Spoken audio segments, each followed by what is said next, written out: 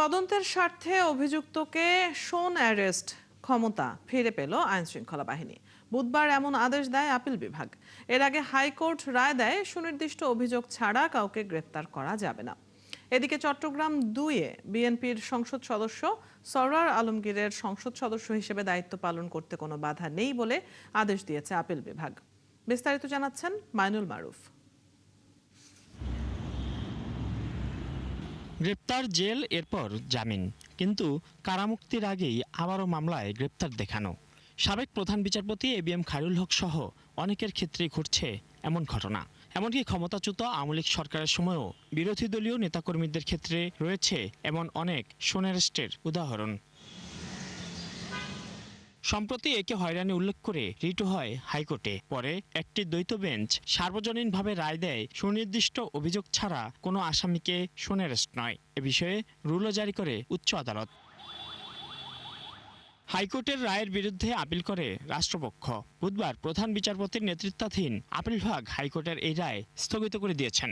এই আদেশের মাধ্যমে আইনশৃঙ্খলা বাহিনী স্বাধীন তদন্তের পরিবেশ ফিরে পেল বলে মন্তব্য করেছেন অ্যাটর্নি জেনারেল। হাইকোর্টের কতগুলো অন্তর্বর্তীকালীন আদেশ বলেছেন যে এই ধরনের ব্যক্তিদেরকে তাদেরকে কোনোভাবেই সুনির্দিষ্ট মামলা ছাড়া গ্রেপ্তার করা যাবে না। এমন একটি যদি ওপেন অর্ডার থাকে তাহলে আইনশৃঙ্খলা রক্ষাকারী বাহিনী কোনো ব্যক্তির বিরুদ্ধে যদি গুরুতর কোনো অপরাধেরও যদি কোনো তথ্য পায় তাহলে তাকে গ্রেপ্তার করতে পারবেন না, তাকে আইনে সোপর্দ করতে পারবেন না। আমাদের অভিযোগের জায়গাটি হচ্ছে এতটুকু। এদিকে চট্টগ্রাম 2 আসনের বিএনপি প্রার্থী সরওয়ার আলমগীরের সংসদ সদস্য হিসেবে দায়িত্ব পালনে বাধা নেই, তবে জামায়াত প্রার্থী চাইলে নিয়মিত আপিল করতে পারবেন বলে আদেশ দিয়েছেন আপিল বিভাগ। তো এখন হয়তো ওটি মামলা তালিকা থেকে বাদ দিয়ে দিয়েছেন এবং এই পরিস্থিতিতে বলা যায় জনাব সরওয়ার আলমগীর সাহেব তিনি সুপ্রিম কোর্টের হাইকোর্ট বিভাগের রায়ের পরিপ্রেক্ষিতে নির্বাচন কমিশন তাকে তার নাম নির্বাচিত এমপি হিসেবে গেজেটে প্রকাশ করেছেন।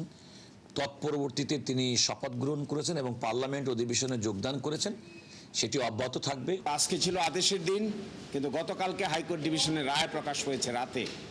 এই জন্য আপিলের ডিভিশন আমাদেরকে বলেছেন রায়ের যেহেতু পূর্ণাঙ্গ কপি পাওয়া গেছে তাই আমাদেরকে civil petition for leave to appeal file করতে বলেছেন। আমরা আগামীকালকেই civil petition for leave to appeal দায়ের করব এবং এই বিষয়টি আবার আপিল বিভাগে শুনানির জন্য নিয়ে যাব।